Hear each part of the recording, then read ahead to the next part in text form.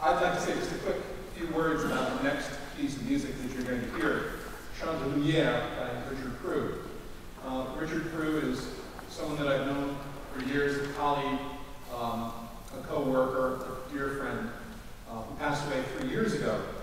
You may know the name Richard Proulx in the context, I almost said Pew, and there's a reason for that, in the context of someone who's written much church music and liturgical music, literally in the pew. And that's almost unfortunate. I'm glad that Richard had that opportunity to contribute as he did in that realm. But the fact of the matter is that Richard, who was a native of Minnesota, lived most of his life, his adult life in Chicago, and was the director of music at Holy Name Cathedral in Chicago, where he conducted the hands down the best professional choir in that city. I'm glad that he was as fine a composer of abstract and instrumental works as he was, but that's something that's not terribly well known about Richard.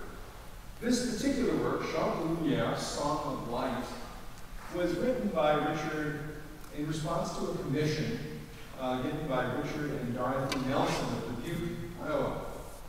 It was for the opening of a new important organ in that city, and they wanted to have a piece for strings and organ. Richard began working on the commission, on the piece, and Mrs. Nelson passed away, not entirely unexpectedly. The work, therefore, became a memorial to the donor's wife in this case. It has a certain elegiac quality to it, but it's not lugubrious, it's not somber. In fact, Richard said himself that it was his purpose to write something meditative and transcendental, but not particularly sad. And I think that quality is replete in the work. Shortly after its first performance in 1999, Michael Barone, who is a producer and on-air host of a very important radio program from Minnesota Public Broadcasting, Minnesota Public Radio, called Pipe Dreams. It's a program which features the pipe organ.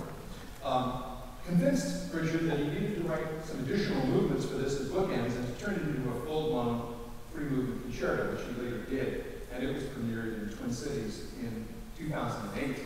It would turn out to be just about Richard's last work.